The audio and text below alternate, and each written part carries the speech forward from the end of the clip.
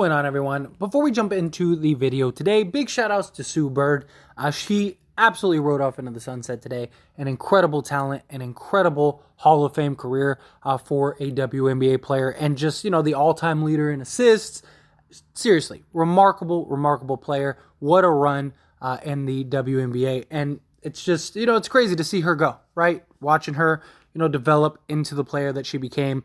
And then, it's always like that, with the big stars, right? You blink and one day all of a sudden career's over and you're like, wow, all right. And I can only imagine how she feels, the emotional roller coaster that she experienced probably tonight. And the reason I bring that up is because the Aces eliminated the Storm, which Sue Bird is the, face of the Storm for all these years. And the fact that the Aces were able to put the Storm away, something we talked about in a previous video. The Aces, they're heading right back to the WNBA Finals.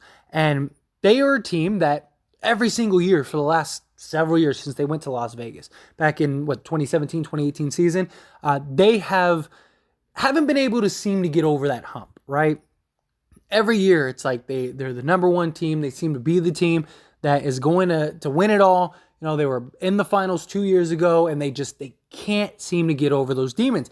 And I made a video for the Game 3. And I talked about how in that Game 3, that game that the Aces won, coming back, incredible game. If you want all the ins and outs and details, link down in the description below. But in that video, I talked about how that was a game the Aces usually lost, especially in these big situations.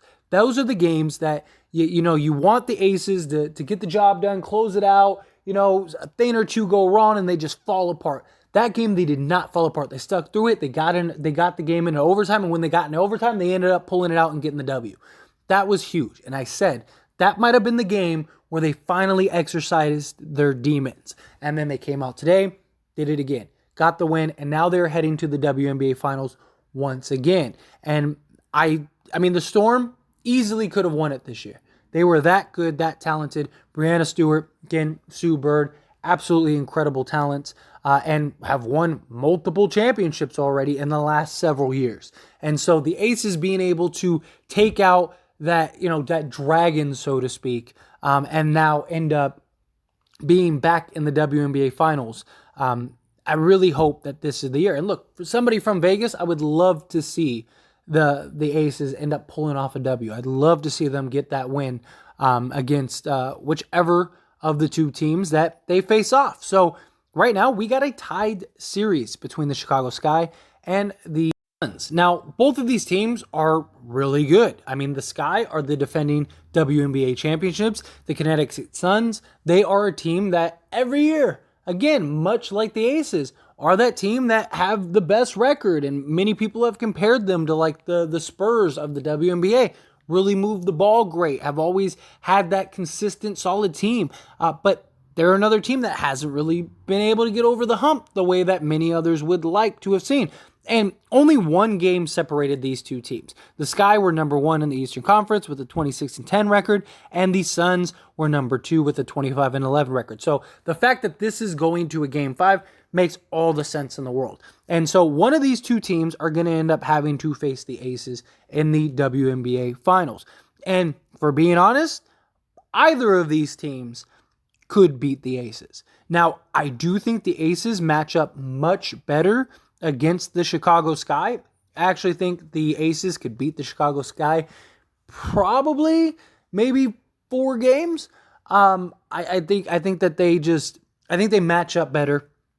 I think the Chicago Sky can be a little one-dimensional at times and really heavily rely on Candace Parker, which the Aces have a lot of great size, where I feel the Suns, their ball movement, they're more of like a team by committee, though they do have players that can really, light it up, stuff like that, but they're more of a committee team, where Chicago kind of becomes that we're gonna let kind of Candace go get us 20 points today, or let's let Copper kind of do a little more. Let's let Copper go and get us 20 tonight, that kind of thing. Where the Suns, usually when you're looking at the Suns box scores and stuff like that, you'll see 7 players with like 10 points. Like even in this game, they ended up winning by very handily. They won by 24 points, 104-80. And that happens a lot with the Suns because they move the ball so well. Like seriously, like just to put things in perspective, they had what? They had 6 players in double figures and 1 player 1 point shy of double figures. Where, if you like the Sky had what, 4? So it's one of those things where the Suns really do move the ball. They really move the ball well. They're very good at like eliminating turnovers. They knock down their free throws. They're usually a really good 3-point shooting team. They're usually higher in the field goal percentage because of the way they move the ball. They're really good at just generating shots, getting turnovers, things like that. I think the Sky are a lot more one-dimensional, if I'm being honest. So I think the Aces would match up much, much better with the Sky than they would the Suns. Now, I do think the Aces have more than enough to beat both of these teams. We have heard time and time again the Aces say that they believe this year is their year, that this is the year that they're going to prove to everybody. They got the Coach of the Year, Becky Hammon, got the pedigree from Coach Popovich. She's one of the first female coaches in the NBA, turned WNBA coach. And she has this Aces team really buying in, running wonderful sets. I mean, seriously, that game 3 between the Aces and the Storm, that game, beautifully executed. Everybody knew exactly what they were going to do. You see Becky Hammon just there drawing up these plays, drawing up these sets, and they executed it perfectly. Even the shot to tie the game, to send it into overtime with like 0.8 of a second left. Beautifully drawn up, beautifully executed. So the Aces have all of the pieces and all of the tools. They got the star in A'ja Wilson. Like, they got everything they need to get this job done.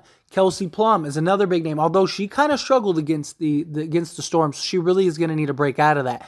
But I do feel like this year is the Aces year. I really do feel like the Aces have really all the games that you've seen that they usually lose, they've been able to pull those out. A'ja Wilson is playing at an MVP level. Like I said, Kelsey Plum, she's looked good today, but for the series as a whole, really seemed to struggle against Seattle, especially shooting the ball. But she is so impactful, so creative in many other ways that it's huge. Stokes, she was the catalyst that sent the game into overtime the other day. Like, everybody has stepped up big. Even today, like Gray had like 30 points, 32 points, something like that, 31 points, along with like 9 or 10 assists. So again, really stepped up. You're seeing a lot of these players that usually they get behind, things aren't looking too good, or, they're having a bad run, like they even started the game not too great, stuff like that. And then you see them pull it out, especially the third quarters. They're really stepping up big in the third quarter. They might have a rocky first half, but instead of coming down and letting that beat them, they're coming out and they're stepping up. They're coming out of the third quarter hot and dominant and really, locking stuff down. We've seen that in several games against the Storm.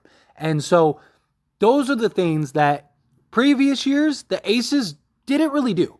Like, the Aces were really good when they were up 10, and they were great at holding on to leads and getting the job done. Problem was when they got to bad starts, or, the game was tight. A lot of closing questions. Like, that was a big problem with the Aces. But all year this year, and including in these playoffs, they've really proven that they can close games out, that they can play from behind, not just with the lead. And even when they get a lead, that they can maintain the lead. They have looked like the best team all season. They really have. They've looked like the team that many people thought they should be. But again, they've done that for several years. Every year, they have one of the best records, if not the best record. And now them and the Sky both finished with the same record. They both were 26-10. And I personally think the Sky probably win this game, because I think Candace Parker, she's still arguably the best player in the league, if not the best player still in the league. And I think that she's going to will the Sky to a victory. And an Aces Suns match, or Aces Sky matchup. Sorry, Aces Sky matchup. I think going to be a great series, but I think that would be the best matchup for the Aces. I think the Aces facing the Sky, even though the Sky are the defending champions, and many people thought the Sky weren't going to win it last year. I mean, they didn't have a great season last year, but once they got to the playoffs, they were that team, and we're seeing it again this year. Although this year they had a really great season, but you see it once they get to the playoffs, they kind of been able to elevate their game even further. Suns are just a really good team. They're a very well-oiled machine.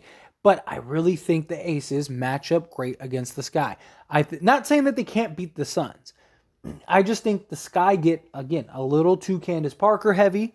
I think they really heavily rely on Candace Parker to show up and deliver. And we see when Candace Parker doesn't have a good game. And I'm not just talking scoring wise. I'm talking about everything in general. I'm talking about like today, great example. She had 5 turnovers, right? Was like 3 for, shot like 30% from the field, stuff like that. Just didn't have the best game, and they lose by 24. That happens all the time. But when Candace Parker, if she has a game where she's 45% from the field, 50% from the field, gives you 15 points, 1 or 2 turnovers, couple block shots, couple steals, several rebounds, couple assists, and she's just clicking on all cylinders, it is extremely tough to beat the Sky. But they rely on that so much. More times than not, if you see the Chicago Sky lose, you can almost always go and look and see how Candace Parker played. And if she played, pedestrian, they usually lose those games. And so that's why I like the Aces matchup against Candace Parker, is basically what I'm trying to say. And look, I'm not saying Chicago doesn't have other really great solid players.